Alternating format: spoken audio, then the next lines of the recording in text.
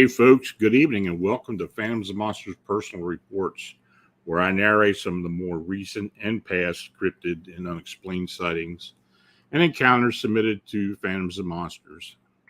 I'll also detail some current and past investigations occasionally as well. So, thanks for joining me. The Phantoms and Monsters radio channel is made possible by you liking and clicking the subscribe button and by sharing our programming. Super chat and super thanks donations are appreciated, and the Buy Me a Coffee link and banner are also shown below. So thanks for your consideration. So we're going to get started here with an interesting one. I got this back in, it wasn't even about a month ago, but an Orlando, Florida man was driving home and encountered what he said was a truck-sized flying bat near the Orange County Jail. He described it as 10-plus foot long and with massive membrane wings and, interestingly enough, a gorilla-like face. So he tells me, he said, early morning around 4:30 a.m. on Sunday, April 3rd, 2022. I was on my way to work at Tires Plus in Orlando, Florida. The route I drove every day was on a large, mostly busy street called John Young Parkway. About halfway through my drive, I always drive underneath an overpass for the I-4. And immediately after the overpass on my left side is the Orange County Corrections Department. John Young Parkway is normally very busy during the day, but since it was early Sunday, I barely saw anyone on the road. So he said, being it a warm day, warm April morning, I had my window rolled down and I was listening to an audiobook. And just before I got to the I-4 overpass, I started hearing a very loud flapping noise. Said it sounded like one of those enormous American flags that fly outside of big car dealerships. When I first heard it, I thought it was maybe a truck with a flat tire driving on the I-4, but as I got closer, it kept getting louder and my car started shaking. And he says that he drives a midsize SUV. As soon as I began going under the overpass, I see something in the quarter mile to my left. And when I look to turn to look out my window, I see a monster-sized bat flying next to me under the overpass for I-4 on a busy Orlando street.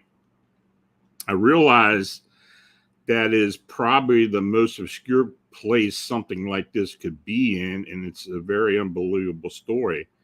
But that's the reason I've only been able to tell a handful of people. Now, this bat was larger than a truck. It had light brown fur. The body looked at least 10 foot long, and its wingspan could have been twice that. Its face didn't necessarily look like a regular bat face. It had a flat snub nose like a vampire bat, but looked like a gorilla or almost man-like except for the two large fangs hanging from the top of its mouth. Now, the fangs were only about 6 inches long, and they curved out a little, kind of like a tusk. It was flying almost 20 foot away from me, but it never looked at me or acknowledged me. Each time it flapped its wings, it made the loudest noise I've ever heard and shook my car violently. While it was next to me, it looked like it was struggling to fly, like it was too heavy to keep itself airborne. Now, when its wings were up, I could see the veins and cartilage through the membrane portion of its wings. Its legs were long and skinny, covered with the same light brown fur as its body, and its feet had long toes with claws on each end. I don't know how many toes it had. I never thought to count. It had a thin tail, 4 foot long, and a patch of darker black fur on the end, almost like a cow's tail. Now, after we got it from under the underpass, it shot straight upward and started flying higher and higher until it was almost out of sight. It turned left and flew along the I-4. At this point, I had already rolled my window up and pulled to the side of the road. I started dialing 911, but I stopped myself and tried to think. I knew I wasn't tired or half asleep. I don't take any drug prescriptions or recreational, and I don't drink. I just don't know what to tell the police or anybody, so I knew nobody would believe or think I was drunk or intoxicated. And if the police did come, I didn't know what they would do or what they could do. I was shaken for the entire day. The first person I told was my fiance, although she was considerate about how I felt. I don't think she believes any of it, or at least thinks I was seeing things. I had also told my younger brother the next day because he had always been a firm believer in cryptids and anything supernatural. He told me it sounded like I might have seen an owl. I had never heard of an owl before, but after he told me about, I looked online as to what it was description, and it matched. It's almost exactly what I saw. I have never been a believer of Bigfoot, Mothman, or anything of that nature. I had always thought that something that big living in the area would be discovered and documented easily.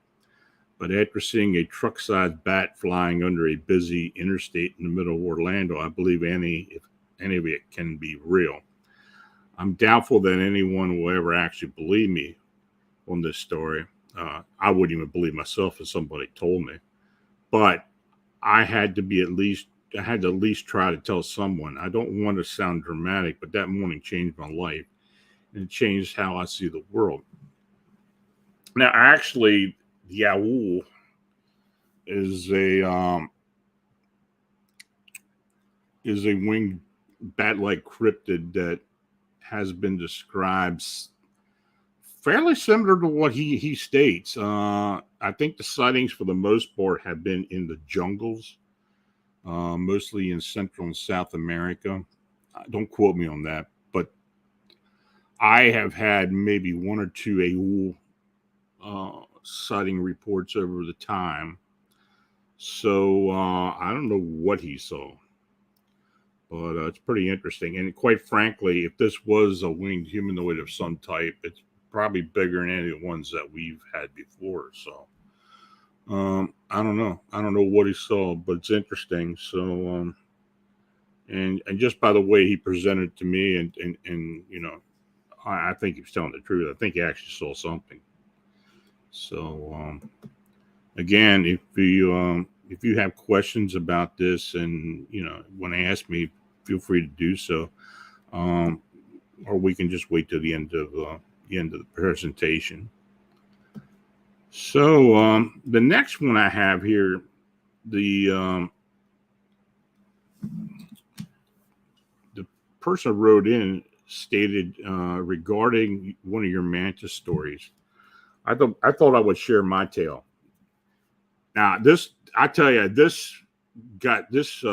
report generated a lot of interest from a lot of people within the UFO community. I got a lot of inquiries about this, and apparently the individual who it involved is a real person. I have tried to contact them without much success, but and I'm not going to name them, but they are real and they are who they say they are.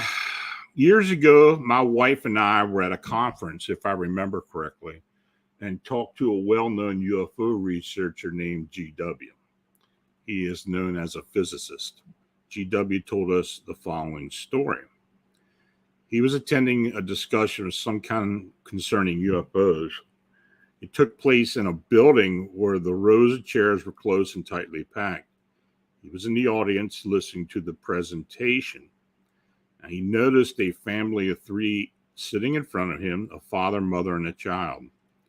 Now, during the lecture, the presenter was discussing possible UFO propulsion systems and was discussing how a UFO traveling in atmosphere might use a ramjet design to assist during flight.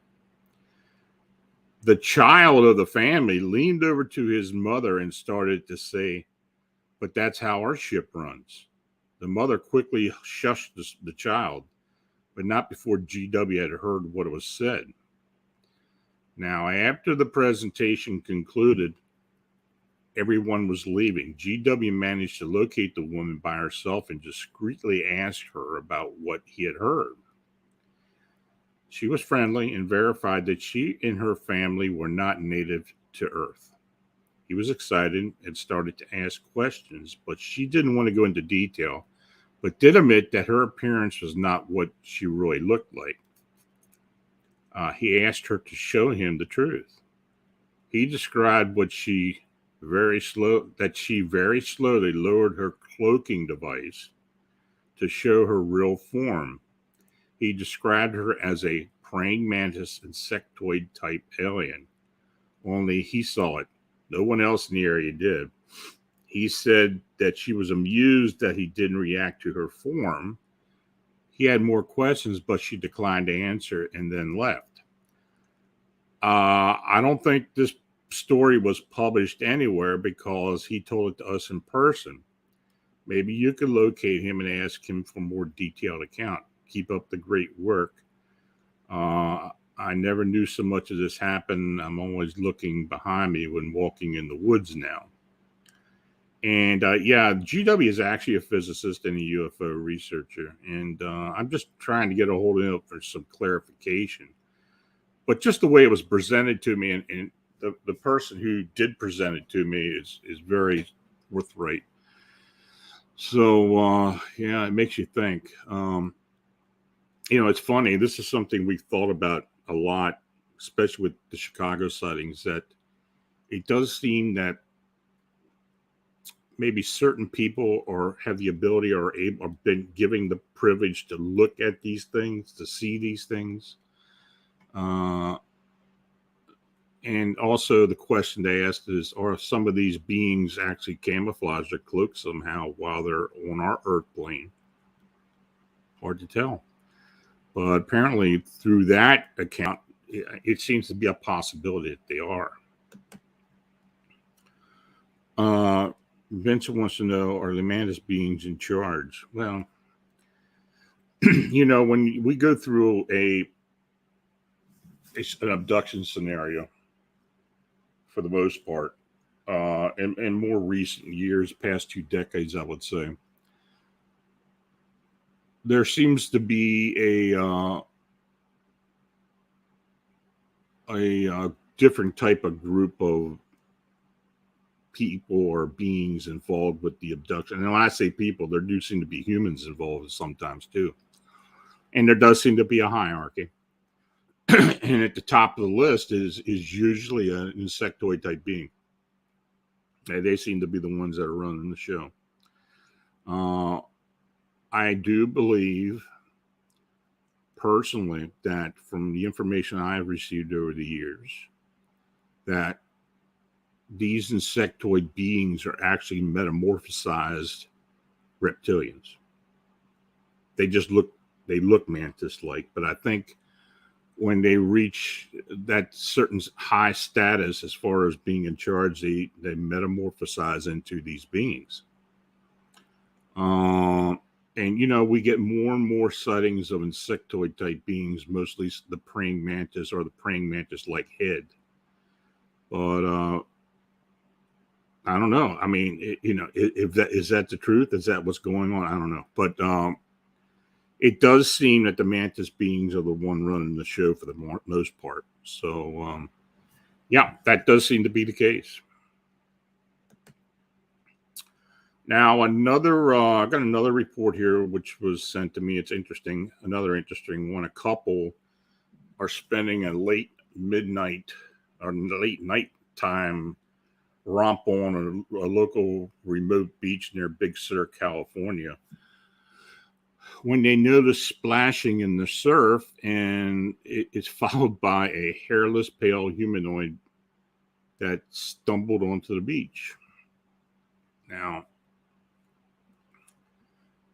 The witness states that back in 2012, my wife and I were living in Monterey, California. I was a DOI as a linguist. We had a little beach that we would often go to. It was right before officially entering Big Sur, and you would park in a little pull-off and walk a short hike on a game trail through some trees and bushes down the hill to the beach.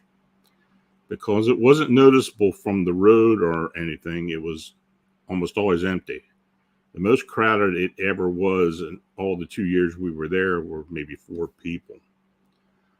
Well, it was about a week or so before we had to move to my next base. So my wife and I decided to make a late night romantic trip to the beach.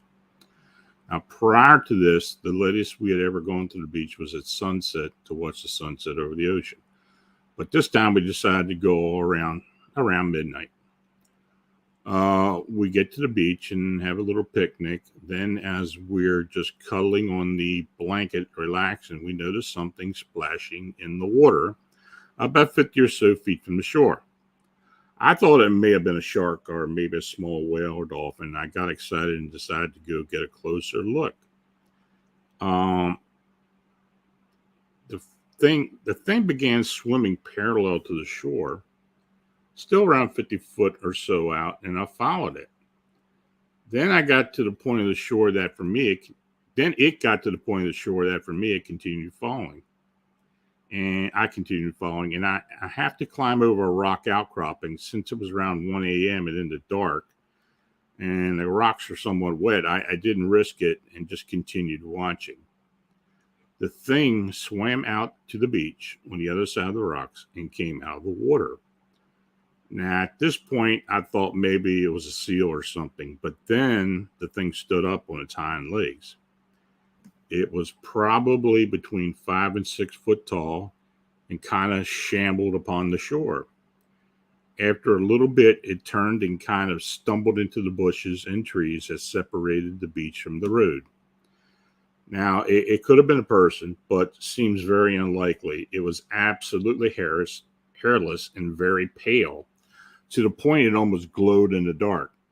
It faced me, and the moon lit it up enough that I think I would have noticed genitalia, because the thing wasn't wearing any clothing of any kind. There was nothing, no features whatsoever. This thing creeped me out, especially the way it moved. It seemed like walking on land wasn't something it was accustomed to. I ended up going back to the blanket and telling my wife, and we hurried back to the car and left. I wanted to go back the next day to check for tracks and any other clues, but due to the fact that we slept in and being busy packing and getting prepped for our move, by that time we had some free time. It was already sunset, so I went the next day, but I couldn't find anything. So, I don't think I remember any other of these crawler humanoids or pale humanoids seen walking out of the water, though I could be wrong. If anybody's read the book, my book, Meme Humanoids, you'll know. But I don't remember. But they're seen in all kinds of different situations and locations. So, this really doesn't surprise me. This whole phenomenon still is kind of unknown. There are different theories. I don't know what it is. But of course, I think it might be, in some cases, a manifestation of my manifestation thought form. But, there are situations where a person isn't even thinking anything close to what they see. And that's where this whole phenomenon intrigues me. As to, are we seeing a nexus of another type of humanoid? I don't know. Are they interdimensional travelers like what I believe most cryptids are? Are they ultra-terrestrial as well? Hard to tell. So, Richard Vincent asked, what are these crawlers, cave beings, thought from? I don't know.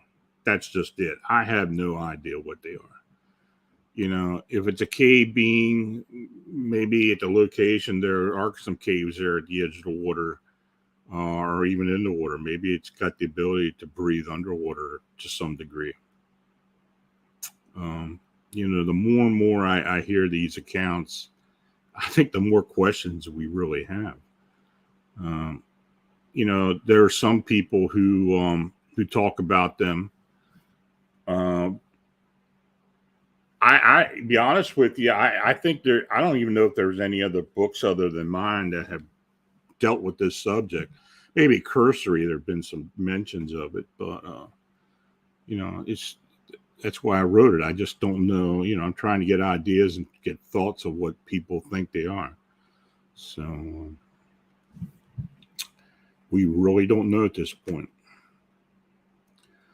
Now, here's another one I got a lot of response to. And, these fairy accounts, these fae accounts really grab a lot of interest. This one really did as well. It involved where a woman and her grown daughter were actually sitting in their car in a parking lot when they noticed a 5 to 6 inch flying female fairy fluttering near them, and his facial expression was that of anger. So here's what the witness wrote to me. In 2004 in Southeast Texas, my grown daughter and I were seated in the car in late summer. The heat was rather unbearable, so we were letting the car's AC cool the interior down before we headed home from the market. Now, prior to this event, neither of us believed in fairies or pixies. We read about such things as folklore or magical. But what was about to happen changed us forever. Here we were in the land of rattlesnakes and armadillos. We sat talking, and my back was to the side window. And my daughter suddenly went very still and said, "Mom, look behind you." Very slowly, I turned and saw nothing, but suddenly I saw it too. It flew right at our right windshield, a human-looking creature approximately 5 to 6 inches long. It had a gossamer-like wings that spanned probably 6 to 7 inches wide, and its wings were beating quite rapidly, like a hummingbird's. It was directly in front of my face. As I suddenly saw it, it poked its tiny face at me, craning towards the window. I was in shock. Think of the last time you saw a fairy painting. You probably are remembering a creature that was wearing some sort of garment that was revealing its rather lengthy legs and its bust or chest. Yep, Tinkerbell's. Well, but hers was nicer, actually. This little creature's clothing was an amber and wood-colored costume. And before you ask, neither of us were on drugs or alcohol. I'm saying this was a female creature due to her bust size. And she was obviously very upset. Her tiny face was scrunched up in a deep frown. And although we couldn't hear her in our closed-up car, she was very sincerely giving us a lecture. She was quite angry. Now, after she did this for several seconds, she looked over at my daughter, shook her head, and turned and flew away. "Mom, did you see what I saw?" my daughter asked, and I said, "Yes, I did." When we came out of our shock, we talked about it, the little creature. We still do, 17 years later. Everyone we have mentioned it to thinks we've lost our minds. And I might have thought it was the heat-induced delirium, but not for the fact that my daughter saw it too. Now, after this encounter, we have both been seriously watching for another event, or even someone else who may have ever seen them here in America. So far, no luck. So I question, are there others in the United States? Now, I now live in West Virginia. And if they were native to this country, why doesn't anyone else talk about them? And if they aren't, where do they originate from, and how might they have ended up here? Well, I guess it's just like everything else. People who see something like that, especially something that imitates a well-known Disney character. I guess they're apt not to say a whole lot, but I have heard, there have been for over a century or more, there have been these fairy sightings that people so-called photographed fairy sightings in Great Britain and in other places. I don't know. I don't know what to think about it. I'm not much read into fairies and little beings like that. Timothy Renner and Joshua Cutchin are two guys I know that really have looked into this phenomena. So you might, if you have any questions, you might want to ask them. If I do get Tim on the show again, which I probably will in not too in the near future anyway, because he does a lot of investigating. He's actually a part of an investigation we're doing now here in Pennsylvania of a possible upright canine sighting near Reading. So if we can get that pinned down, talk about that, maybe I'll get him on there and I'll ask him about the fairy phenomenon and see what he says. But Joshua Cutchin has also been involved with that. They've written several books together. So you may want to check them out on Amazon because they do a lot of very good research. They're excellent researchers. So the next account is where a teen and his family were deer hunting in the mountains of north central Pennsylvania. The witness was in a boggy area when he observed a man dressed as a 16th century conquistador. Now, time slip, I don't know, but this is an interesting one. Back in the early 1990s, during my early teens, my clan had headed into the north central mountains of Pennsylvania for our annual buck hunt. And most of us had never hunted this area, but my dad and his brother, my uncle, had hunted here many years before, but just one time. We had decided the night before opening day that we would hunt a remote area that required a hike of about 2.5 miles back on an old logging road. Now, using topographical maps, everyone had decided where they would go once we reached the end of the trail. Now, my uncle and his son were headed up into a saddle slightly to the right and ahead of the trail. And while my other uncle and his two sons were spread out below the ridge on the right. My dad was headed to the left of the saddle, and my younger brother was headed to the left of the trail into the shallow hollow. I had chosen to head for a bog between my brother and dad. When I had chosen the area the night before, I noticed a glance between my dad and uncle, and I promised them that I would only skirt the edge. I knew better to wander into a northern bog. Even a small bog like that could be very dangerous. We headed out after a hearty breakfast and hit the end of the logging road about a half an hour or so before dawn. As we wished each other luck and split up, my dad looked at me sternly and said, "Be careful in there, boy." I assured him I would and headed for the bog. It was a dreary, misty morning with temperatures hovering just above freezing. The ground was wet, so moving through the forest was especially quiet. I figured I would angle in and hit the bog's edge at about midpoint, and then still hunt the edge until I hit the midpoint on the other side. On the way in, as the woods slowly lit up with an overcast dawn, I slipped past a pair of squirrels, heard a woodpecker up the ridge, and had spotted a few chickadees. A blue jay spotted me, however, and sounded the alarm, which really upset me. But it was a typical morning in the woods. And as I approached the edge of the bog, nature called, or more accurately, the heavy breakfast called. Reluctantly but hurriedly, I dug a small hole at the base of this huge hemlock, dropped my drawers, and fertilized the tree. Now, as I was squatted there, I realized that something had changed. Not only had the blue jay disappeared, but it seemed like everything else had too.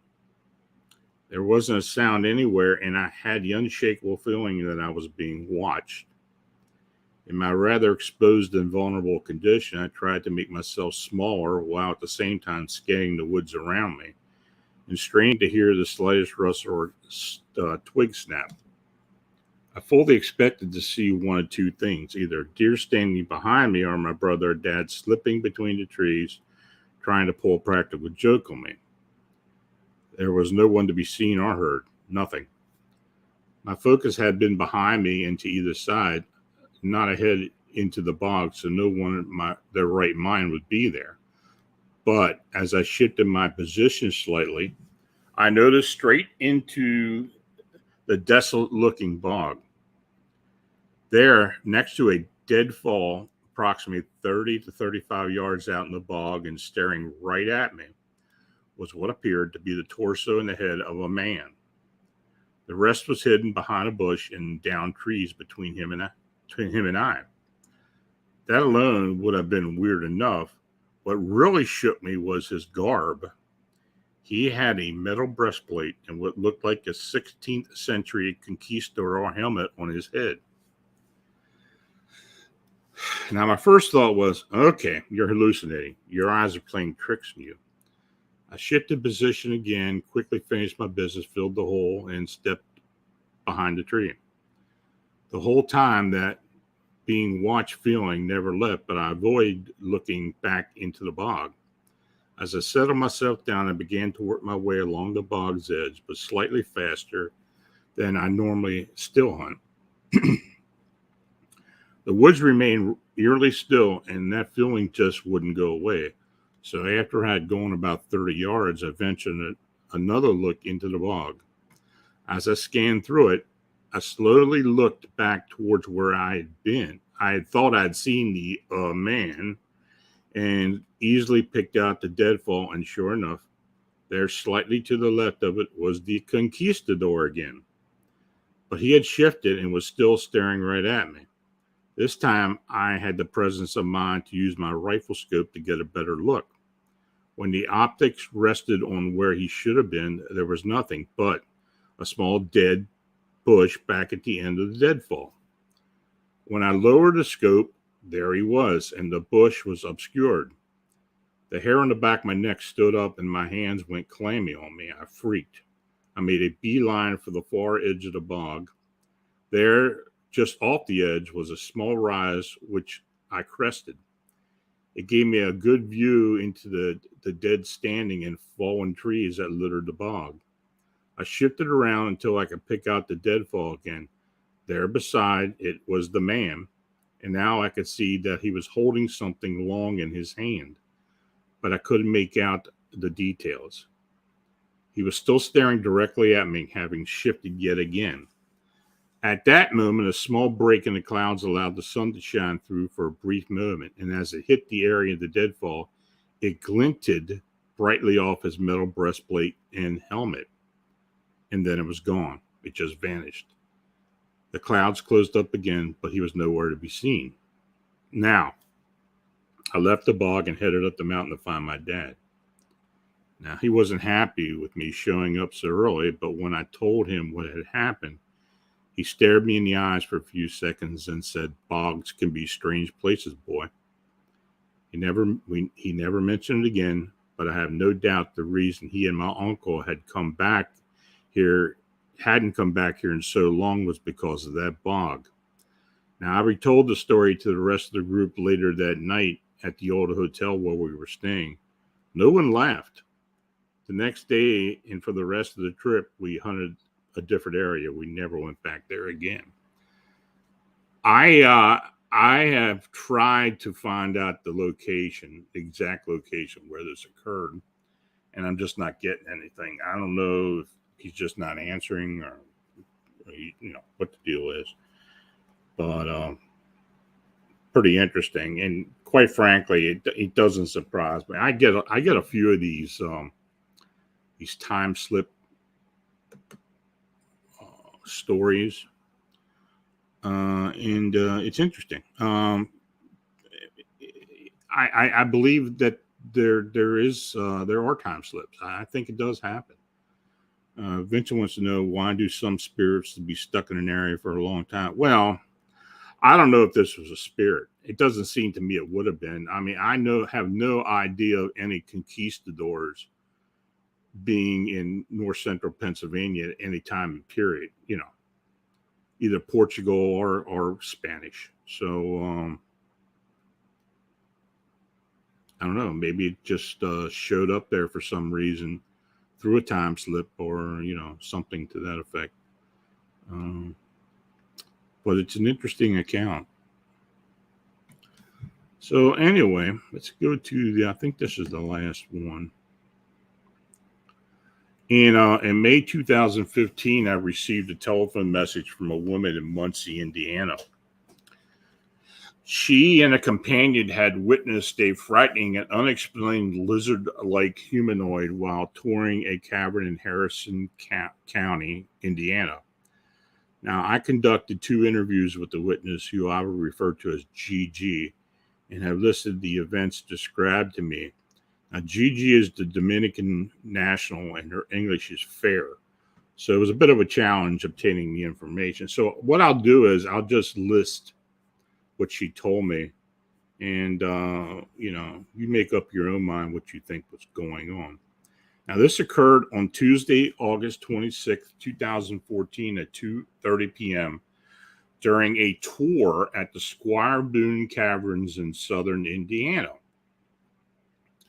The witness and her friend were with a group from Muncie, Indiana. The cavern tour was part of the itinerary after spending the previous day shopping and touring in Louisville, Kentucky. The tour had reached an area with a small underground waterfalls. There were a few flat rocks on the right side of the waterfalls, including a few overhangs. Gigi noticed that what appeared to be bright yellow eye shining from under one of the overhangs. She immediately got chills all over. Her friend asked what she was looking at, so she pointed toward the rocks. She saw the same eye look back at her. They stood there for about 5 minutes watching the eye as it appeared and disappeared. They were about 30 foot from the rock. There was movement as well, but very hard to see because the lighting was dim. So when the tour started to move on, Gigi looked back in the direction of the eye and saw something exit from under the overhang. She briefly stopped and watched. It crawled out onto the open rock surface that stood up on its back legs. Almost immediately, it scurried away into another crevice in the rock. It looked like a lizard of some kind. It had a short tail and was dark in color. The arms and legs were long, almost human-like. Gigi thinks it was about 1.5 feet in height. She quickly rejoined the group, but continued to watch behind her.